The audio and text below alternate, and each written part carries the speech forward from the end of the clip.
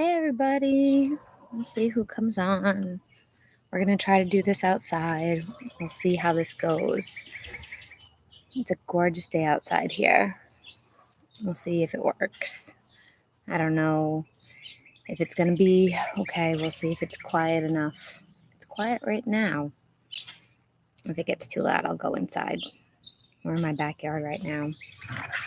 This is my beautiful backyard. Just waiting for a few more people to join. It's a little chilly here, but it's beautiful with the sun. So today we're gonna, I don't know if you guys can hear me okay. Hopefully you can. As long as it's quiet enough, we'll see how it goes. We're gonna talk a little bit about how my gifts began, how I noticed my gifts, how my gifts started, and the way that it all started for me was there was this knowing that really happened that I would just get these. It really started with like these feelings that it was intuition, obviously, but it was when I was little. I would get these feelings about things, and I wouldn't really quite know what they were. And obviously, I was raised, as I mentioned before, I was raised Catholic. So it was a situation that we didn't really talk about stuff like that. And I didn't have a spiritual teacher of how to figure out what those feelings were, what those knowings were. So I didn't have a lot of guidance as far as that was concerned. And I always had dreams. And it started to happen. Oh, I'm going to have to go inside. It started to happen more and more. Maybe it'll quiet down. We'll see. It was so quiet for an hour, for 2 hours. As soon as I start filming,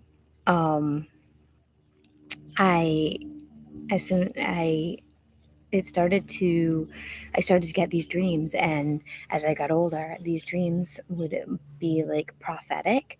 They would predict things, and I would get the same dreams over and over repeatedly, and they would be dreams that they predict an outcome that would happen. And the outcome, for instance, there was one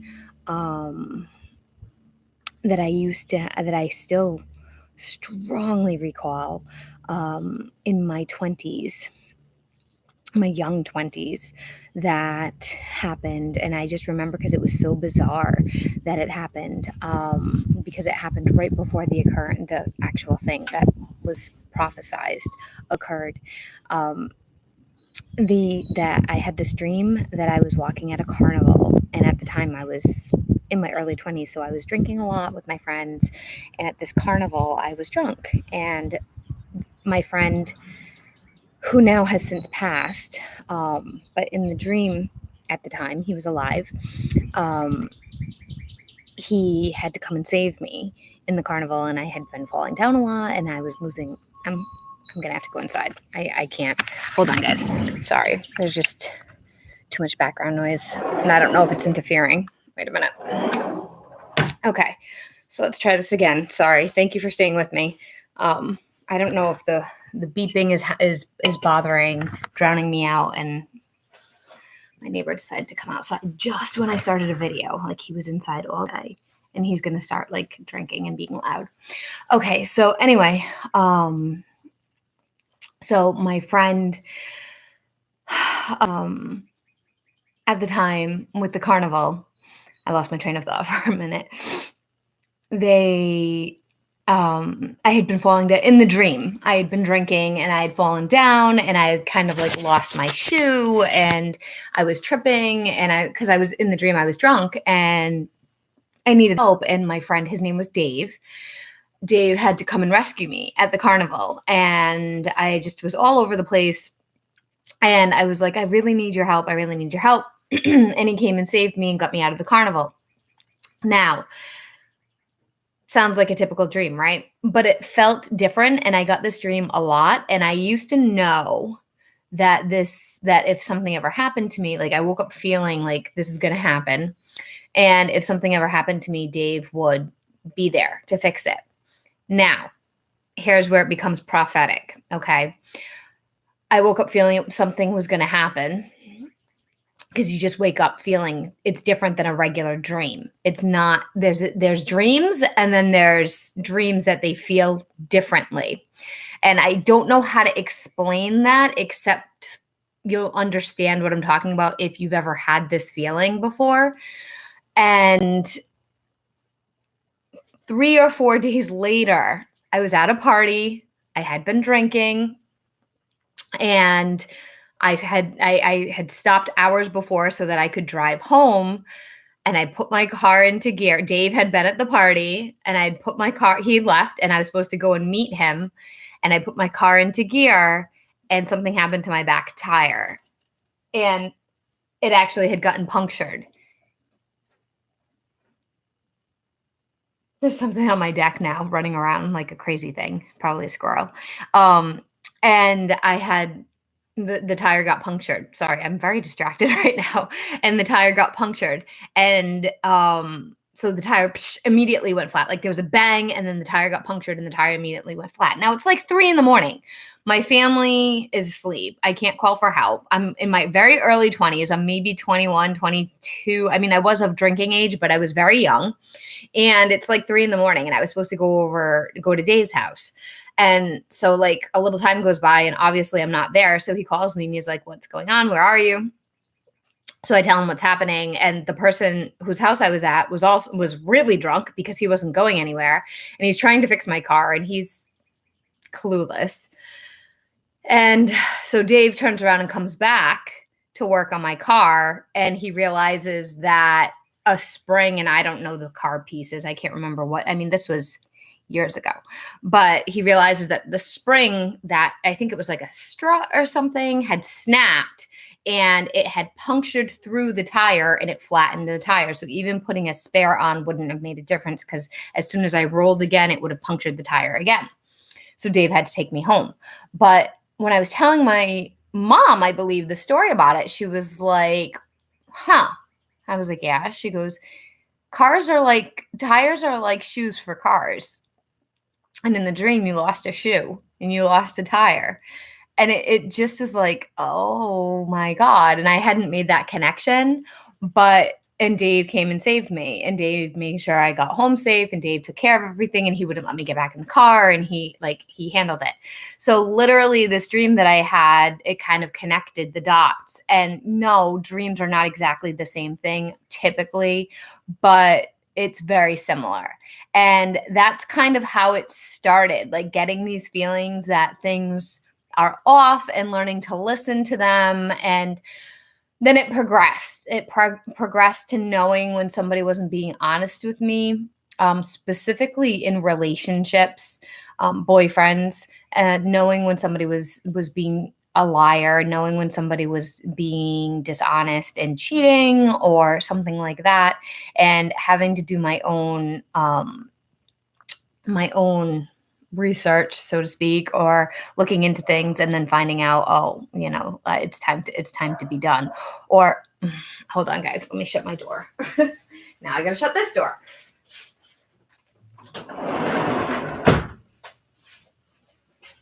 See, noisy neighbors. So then, yeah, so that was how it all really began. My first ever experience with a spirit was actually when I was 11. I was really, really young.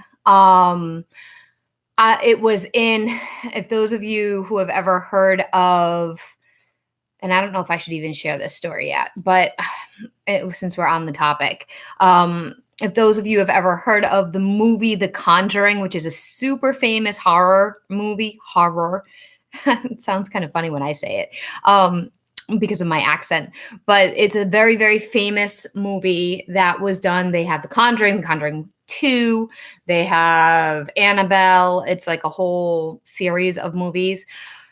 I didn't have an experience at that house or anything, but I grew up in the upper part of Rhode Island near where that all occurred.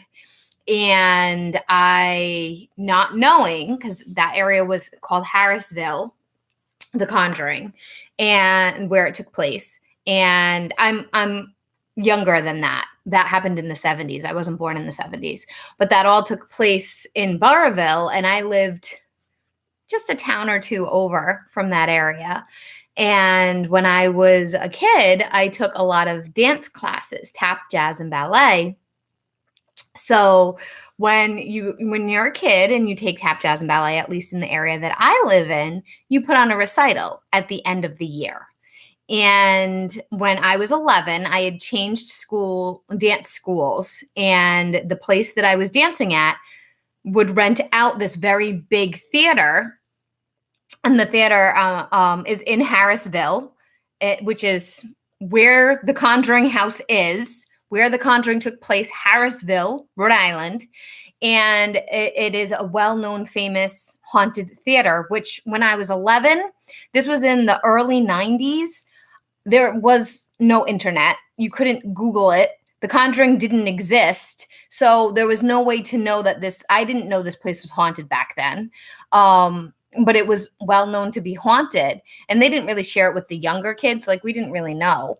And so that was where my very first spirit experience was in this theater. And all sorts of things happened over the years because I danced there from the time I was 11 to the time that I was 20. They would rent that theater out, and we would have rehearsals for an entire week, and then we would put the show on. And I can't remember now exactly what part of rehearsals when that experience happened, but it was my first year there. It was during rehearsals. It wasn't during the actual recital. So it was leading up to the recital. I was with a few of my friends in the basement, which is where the dressing rooms are beneath the stage. And there's two dressing rooms, and then there's a boiler room in the middle.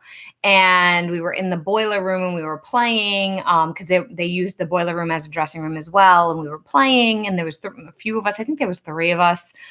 Now I don't quite remember how many of us there were, but there weren't a lot of us in that room. And the lights went out, which happened a lot in that theater. The electricity would go out, or the lights would go out in rooms, and none of us had done it. And we got touched, and the lights came back on, and there were like handprints on the wall, and none of us had done it because we were all really little. So it was scary.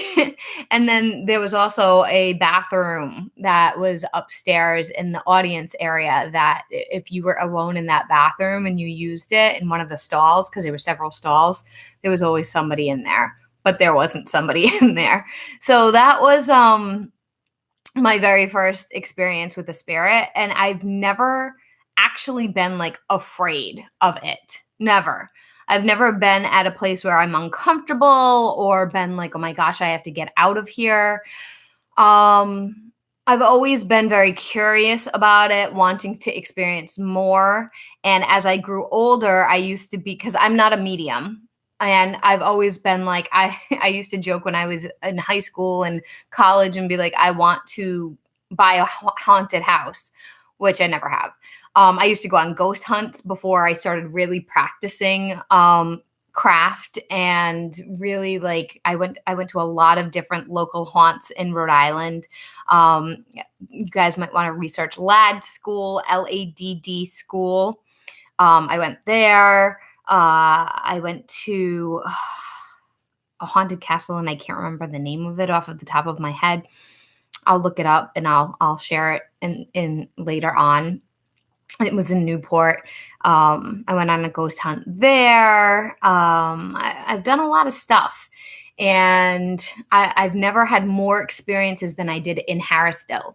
Now, here's the most interesting part about that theater, the Harrisville Theater. I didn't find out until The Conjuring came out and all of the history came out about The Conjuring and the house in The Conjuring, that the Harrisville Theater that I danced at is on this original property that the Harrisville farmhouse where The Conjuring took place was on. So when the Harrisville farmhouse was first bought, way back, and we're talking history, like 1600s. I don't even know how long ago, 1700s. It had like 200 acres of land, and the original land, the Harrisville Theater is built on that original land. Whether that's why there's activity there, I don't know. It's a theory of mine. Also, there's a river. If you look at the Harrisville Theater, if you look it up, there's a big river that goes past it, and there's a waterfall that goes past the Harrisville Theater. And there's also water on the land of the Harrisville farmhouse where the Conjuring took place. So could it be the body of water? Because water conducts spirit activity. Could it have something to do with that? I also don't know. But that kind of stuff fascinates me. But it fascinates me in a you need to respect spirit way. I do not encourage people to go out and do disrespectful things. I do not encourage people to try to piss spirits off or anything like that, because spirits are here, and I don't know if I believe in demons. I know that could make some people upset with me here, but I personally have never had any experience with any of that, and I don't know anybody who has. I'm not saying they don't exist, but I am saying that in my personal experience, I've been extremely well protected and very maybe lucky. But I also am careful. I am respectful. I don't go around looking to cause trouble. I go around to make connections. When I did go on these things, it was because I was genuinely interested and curious, not because I was trying to stir the pot and cause trauma or damage with any kind of spirit. So if you ever do go out there and try to make connections, make sure you're being kind and honest and genuine and careful. You don't want to open yourself up to something that you're not aware of, or that you could be causing more problems for yourself. I'm not trying to cause fear. I've never had any bad experiences, but just because I haven't, I have a girlfriend who is very energetically different than me, and she is more of a conductor, and she feels that I have a personal like bubble, and I'm just a genuine protector. Like I'm just naturally protected, and I don't feel as much as she does. So that's why I want to caution everybody to be smart about it, because just because I don't feel stuff and I don't pick stuff up doesn't mean it's not going to happen to you, because I may be more naturally protected than you are, just because of my generations and my ancestors and the way that it works for me. So I'm not saying go be crazy out there because I've been safe. Just because I've been safe, maybe I have better protectors than you do naturally. So be smart about it. Along with that, my gifts also, I have, it runs in my family. So my mother is extremely intuitive, although she doesn't practice anything. And she has been much more supportive now that she has realized it's my lifestyle. And she's opened up to her own gifts now. It's taken time, but now she's like, oh, she's a nurse, and she saved some patients' lives using her own intuition. My grandmother, not as much. I think that if she actually used her intuition, it would have gone far. But my great grandmother, oh my gosh, my great grandmother, I wish she was still alive so I could sit and have conversations with her. She used to look at people, and we're talking, I mean, she passed away in the early 90s. So there wasn't like major medical advances with sonograms and predicting people's, the birth of children yet, the sex, gender, of children. And she used to be able to tell when somebody was pregnant by looking at them. She used to be able to tell somebody exactly what the gender was they were having. And she was always right.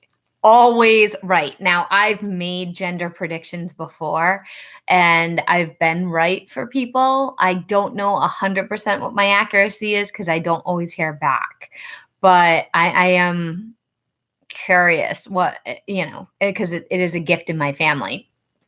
So I am curious about that. But if we're talking, she was born in 1901, I think. Because she was like 94 when she passed away. I can't imagine what she would have been able to do if she had been allowed to really, because they were Catholic, if she had been allowed to really use her gifts and had like really shined that light. Oh my gosh, how amazing that would have been. And I have an aunt who is an herbalist who I found out has always practiced, practicing like closet witch recently. She's actually Kimmy's mom. So that's pretty cool. And yeah, so that's pretty awesome. But that's about all I really wanted to chat about today. So don't sit around thinking that you don't have a gift. My gifts are constantly changing. They're constantly evolving. It's like a muscle. The more you use it, the more it grows. And it is work. So if you like, there was a few years when I was teaching that I didn't do a lot of readings. When I was full time, like I worked in a school department, and there was a certain school department that I worked for like 2.5 years that was brutal, and I just had to stop. I couldn't do readings because I didn't have the energy. I was exhausted, emotionally, physically, spiritually, everything. I just couldn't. I had to go on depression medication. It was very hard for me, and I had to completely stop and take a break. And because of that, my gifts kind of got a little bit, I don't know if I would say out of whack, but my intuition lessened a little, and I wasn't listening to it as much as I could have, should have, coulda, shoulda, woulda kind of vibe. And it took me a little bit to get back into the flow of doing readings for people because I took such a long break. I had never taken such a long break before of readings. But when I first started doing readings for people professionally, the first thing that ever happened to me that blew my mind was I did a reading for somebody and I was talking to them. My gifts flow. They went from me doing automatic writing to me talking to people, and it flows. I channel a lot when I talk, like when I'm talking either on the phone to somebody or I'm connecting with somebody, having a conversation with them. That's when it really flows through me. And I was talking to this person, and she was one of my early clients. And I remember this poor woman. I don't remember her name. It was on a psychic hotline. I don't remember the hotline. I don't remember where she lived. All I remember was that she was scared. And I don't know if I should have even been reading for her, because some of the hotlines you're not supposed to read around health. Maybe the hotline I was reading for, it didn't matter at the time. I don't know. It was so long ago. But she wanted to know if she was going to live to see her son graduate high school because she had some kind of autoimmune disease, this poor woman. And my heart bled for her. And I read for her, and I saw that she would. Her kid was only like 6 or 7, and I saw that she would. And then all of a sudden, like where I live, there's a place called Lincoln Woods, which is like a state park where you can go and you can walk on trails, and it goes near water, and there's walking paths and all sorts of things. And I had walked there quite a bit. And for some reason, that suddenly flashed in my mind's eye. And that had never happened to me before when I was doing readings for people. And I'm talking to her, and I was like, so now I got to try to talk. And this lady is somewhere else in the country. She doesn't live in Rhode Island. And I'm like, I don't know why, but I'm seeing something. And I want to say I see Lincoln Woods, but she doesn't know what Lincoln Woods is. So now I have to figure out how to describe what Lincoln Woods is to her. And this is the first time I've ever had this experience in my life, way back. And I'm trying to explain it to her, and I'm trying to figure it out, and I'm stumbling through it, but I really feel like I have to explain it to her. And I'm like, have you ever been to a place that is in the woods and it's walking and it's near water and it's kind of like a walking path or a walking trail. Or do you know what I'm talking about?